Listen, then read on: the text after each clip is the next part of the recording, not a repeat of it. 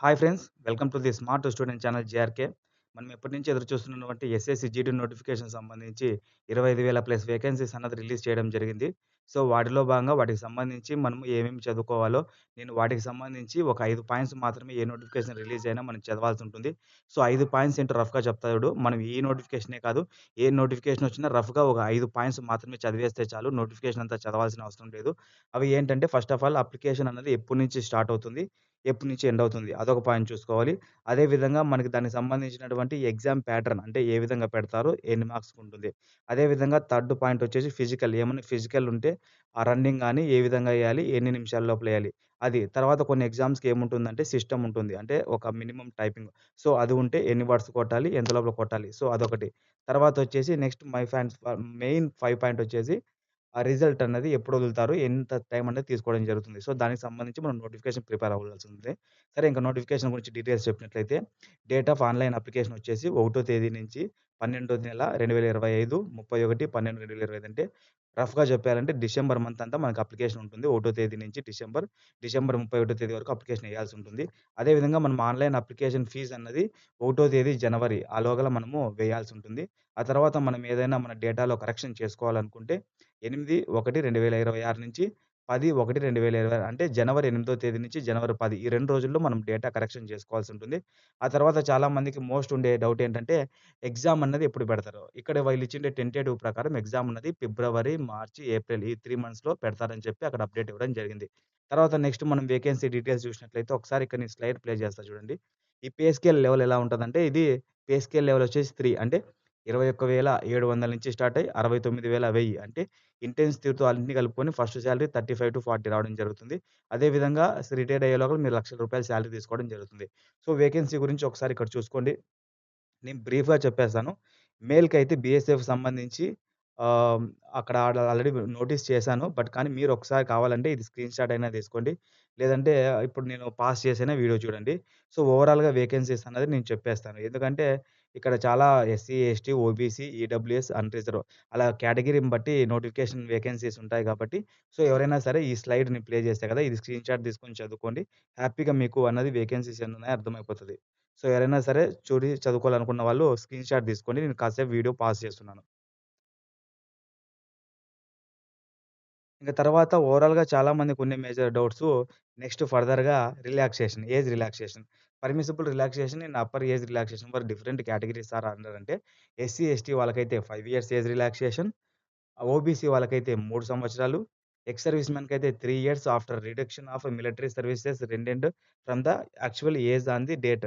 అంటే వాళ్ళకి రిడక్షన్ చేసిన తర్వాత 3 ఇయర్స్ అని ఉంటది. యాక్చువల్ ఏజ్ ప్రకారం. సో, అలా.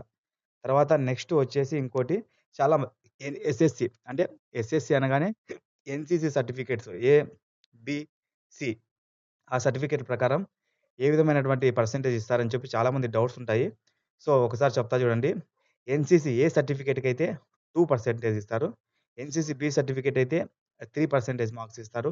ఎన్‌సీసీ సి సర్టిఫికేట్ అంటే 5% ఆఫ్ ది మాక్సిమం మార్క్స్ ఇస్తారు. సో, దీనివల్ల బెనిఫిట్ ఏంటంటే ఒకసారి గుర్తుపెట్టుకోండి. 100 మార్క్స్ ఫర్ ఎగ్జాంపుల్ అనుకుంటే అందులో 2% మార్క్స్ ఎంత? 2 మార్క్స్. అదే విధంగా బి సర్టిఫికేట్‌కి 3% మార్క్స్ అంటే 100కి ఎన్ని? 3 మార్క్స్.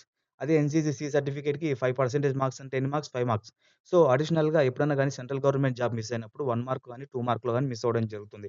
సో, దాని ఫర్దర్‌గా వీళ్ళు మనకు ఈ పర్సెంటేజ్ యాడ్ అవ్వడం వల్ల మనం 1 మార్క్, 2 మార్క్‌లో జాబ్ మిస్ అయినప్పుడు ఫర్ ఎగ్జాంపుల్ కట్ ఆఫ్ అన్నది 70 గాని, 65 గాని ఉన్నప్పుడు అండ్ యావరేజ్‌గా నేను కట్ ఆఫ్ అనేది ఒక 60 తీసుకున్నాను. 60 ఉన్నప్పుడు నాకు 59 మార్కులే వచ్చాయి. అప్పుడు ఎన్‌సీసీ సర్టిఫికేట్ ఏ గాని, బి గాని, సి గాని ఉండడం వల్ల నాకు 2 మార్క్స్ యాడ్ అవుతాయి కాబట్టి నేను జాబ్ కొట్టడం జరుగుతుంది. సో, ఈ విధంగా మనము అడిషనల్ సర్టిఫికేట్స్ ఉన్న వాళ్ళకి బెనిఫిట్స్ ఈ విధంగా ఉంటాయి. సరే తర్వాత నెక్స్ట్ మన మెయిన్ మేజర్ ఇంకోటి 4 పాయింట్ ఏంటంటే ఎగ్జామ్. కంప్యూటర్ బేస్డ్ ఎగ్జామ్ అనేది ఎలా ఉంటదంటే ఒకసారి నేను చెప్తాను క్లారిటీగా వినండి. The computer based examination will be consistence of on objection time paper contain 8 questions carrying 2 marks అంటే 80 క్వెషన్స్ ఇస్తారు. ప్రతి ఒక్క క్వెషన్ 2 మార్కులు అంటే 80/2 160. అదే విధంగా నెక్స్ట్ ఏ సబ్జెక్ట్స్ ఉంటాయి? సబ్జెక్ట్ నుంచి ఎన్ని మార్క్స్ వెయిటేజ్ వస్తాయి? నేను ఒకసారి చెప్తా వినండి. Part A general intelligence and reasoning అంటే రీజనింగ్ పార్ట్ ఏ ఉంటుంది. 20 క్వెషన్‌లొస్తాయి 40 మార్కులు. అదే విధంగా part B GK general awareness 20 questions వస్తాయి 40 మార్కులు. అదే విధంగా పార్ట్ సి ఎలిమెంటరీ మ్యాథ్స్ అంటే ఇక్కడ మ్యాథ్స్ ఉండడం జరుగుతుంది. అర్థమెటిక్ రిలేటెడ్‌తో 20 క్వెషన్స్ వస్తాయి 40 మార్కులు. అదేవిధంగా పార్ట్ డి ఇంగ్లీష్ గాని, హిందీ గాని చూజ్ చేసుకోవాల్సి ఉంటుంది. ఇంగ్లీష్ నుంచి 20 మార్కులొస్తాయి. 40 క్వెషన్స్. 20 క్వెషన్స్ వస్తాయి. 40 మార్కులు. సో, ఓవరాల్‌గా చూడండి మీకు 80 క్వెషన్స్ రావడం జరుగుతుంది.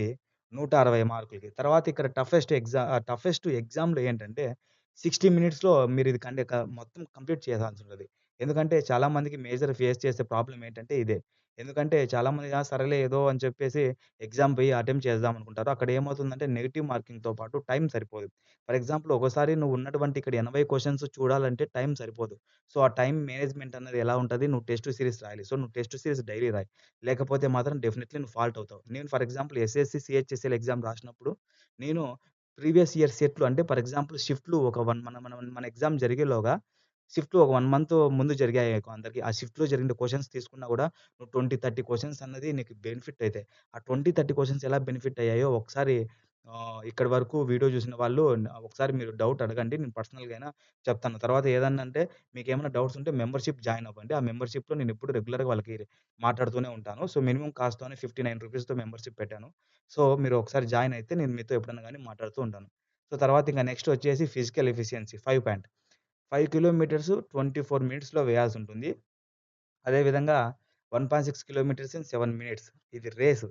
నెక్స్ట్ వచ్చేసి ఫీమేల్‌కొచ్చేసి 1.6 కిలోమీటర్స్ ఇన్ 8 ½ మినిట్స్. అదేవిధంగా 800 మీటర్స్ 5 మినిట్స్. రీమార్క్స్ వచ్చేసి for candidates of the those belongs to the Ladakh region. అంటే ఫర్ ఎగ్జాంపుల్ రీమార్క్స్ అంటే ఎవరైనా లడఖ్ గాని, అదేవిధంగా వేరే వాటికి సంబంధించినట్లయితే వాళ్ళకి రిలాక్సేషన్ అనేది వేరే రకంగా ఉంటది. ఇంక తర్వాత నెక్స్ట్ ఇది ఫ్రెండ్స్ ఫస్ట్ ఎప్పుడైనా గాని నోటిఫికేషన్ చదివినప్పుడు ఈ 5 పాయింట్స్ గ్యాదర్ చేసి పెట్టాల్సుంటది. ఎందుకంటే నోటిఫికేషన్ అనేది 70-74 పేజెస్ అనేది ఉండడం జరుగుతుంది. సో, ఆ నోటిఫికేషన్ అంతా మనం చదవాల్సిన అవసరం లేదు. కేవలం నార్మల్‌గా ఓ 5 పాయింట్స్ అంటే నోటిఫికేషన్ ఎప్పుడొచ్చింది? ఎప్పుడు అప్లికేషన్ వేయాలి? ఎప్పుడు అప్లికేషన్ డేట్ ఎండ్ అవుతుంది? అదేవిధంగా ఫిజికల్ వర్క్ ఉంటే ఫిజికల్ రన్నింగ్ ఎంత లోపల ఎయాలి? అదేవిధంగా ఎగ్జామ్ ఉంటే ఎగ్జామ్ ఎప్పుడు? అదేవిధంగా సిస్టమ్ ఆపరేటింగ్ ఉంటే సిస్టమ్ ఆపరేటింగ్ అనేది ఎన్ని అవర్స్‌లో చేయాలి? అదేవిధంగా ఎగ్జామ్ అన్నది ఎప్పుడు కండక్ట్ చేస్తారు? ఈ 5 పాయింట్స్ చదువుకుంటే చాలు. చాలామందికి ఏజ్ రిలాక్సేషన్‌లో డౌట్ ఉంటది. సో, ఆ ఏజ్ రిలాక్సేషన్ ఉన్నవాళ్ళు కూడా ఆ ఏజ్ రిలాక్సేషన్ అనేది చెక్ చేసుకుంటారు. సో, ఈ 5-6 పాయింట్స్ చెక్ చేసుకుంటే నోటిఫికేషన్ అంతా చెక్ చేసినట్లే. సో, వీటికి సంబంధించి నేను ఎప్పటికప్పుడు సెంట్రల్ అయినా, స్టేట్ నోటిఫికేషన్ వచ్చినా గూడా నేను మన ఛానెల్‌లో ఎప్పటికప్పుడు అప్‌లోడ్ చేస్తూనే ఉంటాను. సో, ఎవరికైనా సరే మీకు క్లారిఫికేషన్ వస్తుంది. సో, దానికి సంబంధించి. సో, ఇలాంటి మరిన్ని వీడియోస్ కోసం మన ఛానెల్‌ని లైక్ కొట్టి సబ్స్క్రైబ్ జేసుకోండి. నేను ఇన్నాళ్ళు కేవలం Andhra Pradesh police state level exam మాత్రమే నేను అంటే ఏపీలో జరిగే పోలీస్ ఎగ్జామ్స్‌కి మాత్రమే ఫోకస్ చేసేవాడిని. బట్ చాలామంది ఇంకా స్టేట్ అయినా, సెంట్రల్ అయినా చాలా ఎగ్జామ్స్ పడుతున్నాయి. సో, వాటికి సంబంధించి గైడెన్స్ కూడా ఇవ్వాలనుకుంటున్నాను. సో, ఎందుకంటే నేను ఆంధ్రప్రదేశ్‌లో AP police constable exam clear చేశాను.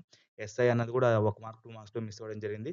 సో, దానికున్న నా 4, 5 ఇయర్స్ ప్రిపరేషన్ ఎక్స్‌పీరియన్స్‌తో నేను మీకు గైడెన్స్ ఎప్పుడు ఇస్తూనే ఉంటాను. సో, మీరెవరైనా సరే నాతో సెంట్రల్ అయినా, స్టేట్ అయినా మాట్లాడాలనుకుంటే, అదేవిధంగా మీరెవరైనా సరే నాతో గైడెన్స్ తీసుకోవాలనుకుంటే సబ్స్క్రైబ్ పక్కన జాయిన్ మెంబర్ అనే సింబల్ ఉంటది. సో, అందులో జాయిన్ అవ్వండి. మీరు మెంబర్‌షిప్ తీసుకోవడం వల్ల నాతో రెగ్యులర్‌గా మెసేజ్ చేయొచ్చు. నాతో రెగ్యులర్‌గా మాట్లాడొచ్చు. ఏ విధమైన డౌట్స్ ఉన్నా నేను అక్కడ టై అప్ చేసుంటాను. సో, ఇది ఫ్రెండ్స్ ఇవాల్టి మన వీడియో. ఇలాంటి మరిన్ని వీడియోస్ కోసం మన ఛానెల్ లైక్ కొట్టి సబ్స్క్రైబ్ చేసుకోండి. Thank you for watching. Thank you for supporting.